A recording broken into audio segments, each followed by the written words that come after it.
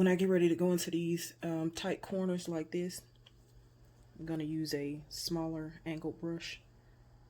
And if y'all wondering why I keep trying to find the viewpoint, it's because I'm recording on my phone the opposite direction, so I can't see myself as I do this. But I'm using a small detailed angled brush.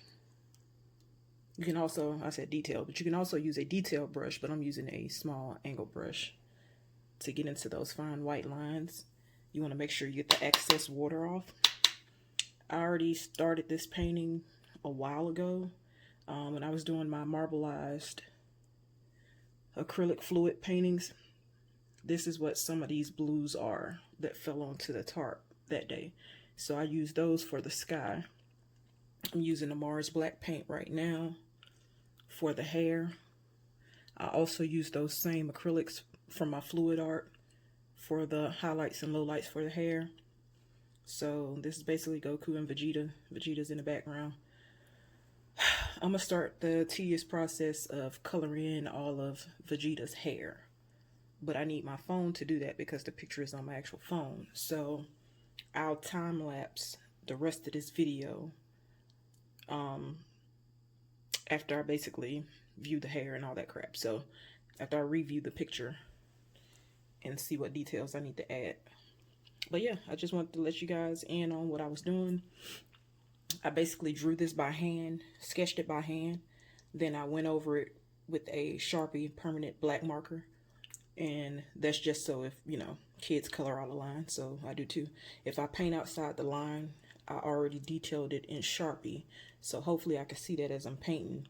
And I won't go over it or out of the line with the actual paint. So yeah, that's the method to my madness, my process. I don't know how the rest of y'all do it.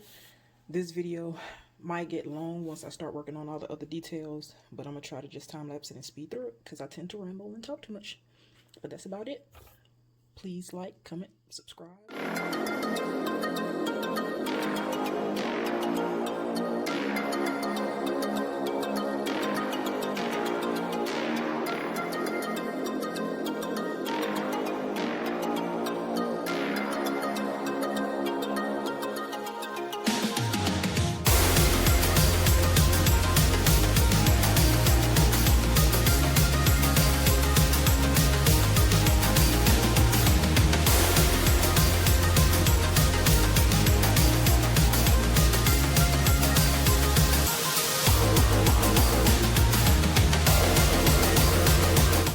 Okay guys, where you see me filling in these other spots that look like I shouldn't be filling it in, I'm filling it in with what's the paint, the black paint that's left on the paintbrush, adding a little water to it just to keep it moving. So basically these parts in between that I'm filling in is actually Vegeta's hair. So the way that they're beside each other, Goku hair flows into Vegeta's hair. So I'm putting a lot of paint on Goku's hair. I'm using what's left over on the brush for Vegeta's hair, so that way there's almost a color variation in between the two.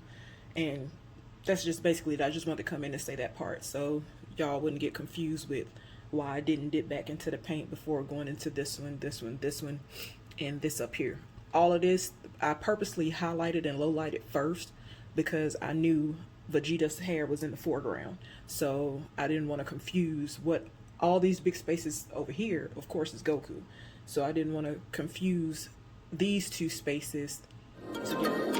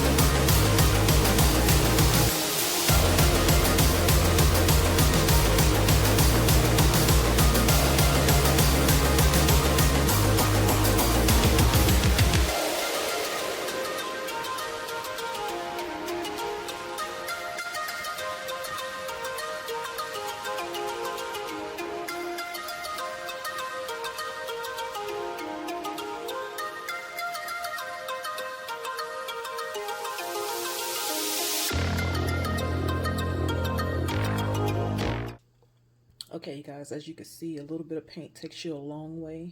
I didn't fully fill that cup up, and I got all of this, plus dipping my brush in water to keep the paint loose and running. And then I'll dab it on a towel that I have over in the corner just so it doesn't run off of the canvas. But keeping that brush wet and using a little bit of paint keeps the paint spreading out. So I'm painting at different strokes and different angles, trying to envision the direction of the hair flow. I really don't know or remember which way, you know, the hair flows and whatnot on the cartoon, but at the angle that I drew it in, that's the angle that I'm trying to fill in the paint in. And so, of course, when you mix the paint with water, it may not be as dark as the other areas. That also gives it its own highlights and lowlights. And I know you can tell, like I said before, while I left the white spaces in the hair, I'm coming back with a smaller brush to kind of like define that. The reason why I'm trying to stick to that, you see I kind of keep going out of the lines, but I can continue to shape the hair the way that I desire or the way that I think it should look. Or you can use it as a shadow in the actual painting, or just like what I did here, make it look like the hair is fringed a bit. So, and sorry y'all, I know I'm kind of like monotone, but I do this like really early in the morning, really late at night, and my neighbors be asleep, so I try not to disturb them too much. Normally I even paint with music going, but I wanted to be able to talk you guys through part of my process. And I keep coming back in here and there because I don't know how long this video is going to be. And I wanted to show you guys some of the steps, because I might not even show you guys me painting the skin tones, because I haven't quite worked those out yet. But I also tend to ramble, so I try to keep coming back in sessions to prevent myself from doing a whole lot of unnecessary talking. So just keep watching, bear. Okay, you guys, one more thing. I'm gonna be honest with you, because you know y'all fake YouTube family and all. When I mess something up, in this case here, while I went over the line a little bit too much when I got excited, I just go back in honestly and clean that area up with some white paint, so that when I actually do the skin part of the painting, I can just paint over whatever part I messed up. And again, if I don't like how that edge came out, because I had the perfect angle when I drew it, but I kind of went over it too much with the paint. I don't want to put my hand in the wrong spot and touch the wrong part of the canvas, because I got a little paint on my hands. But it's just as a quick simple fix as that, just going in with an angle brush or a flat brush with the tiniest amount of white paint and going over it until it's the amount of opaqueness that you want, or, you know, transparentness that you want. But in this case, I want it completely covered. So I'll do about 2 or 3 layers of white paint over that black that I just effed up.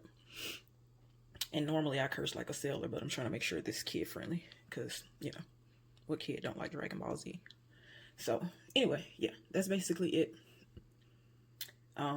I'm just gonna continue to do what I'm doing. I can't keep coming back, because every time I come back it makes the video longer. Bye.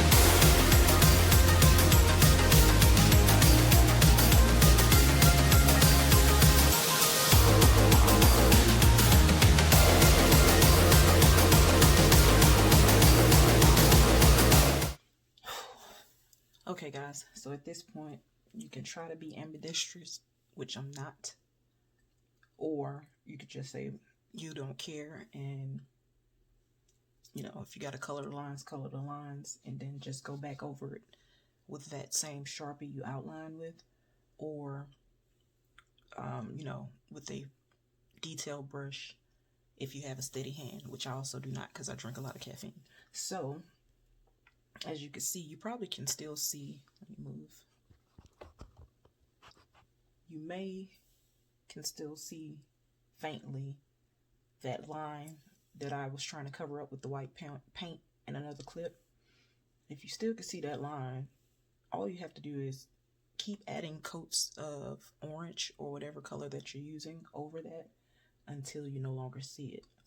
For me, I'm gonna let this coat dry and then I'll come back and add another coat, and that usually takes care of the problem. Or you can blend a darker red or darker brown, like a burnt umber, well, really burnt sienna, treat it as a shadow, and or a wrinkle or something like that, and go over it. But me, I'm just gonna wait till it dries and then try to add another coat. And then, as usual, I come back in with the angle brush, getting those little white cracks that you see, go over it with the detail brush or the Sharpie again to bring those lines back in, and then finish the rest of the paint. Earlier, I couldn't decide if I was just gonna drop them in or actually tell y'all what they were further in the video, because this video is almost 20 minutes long already.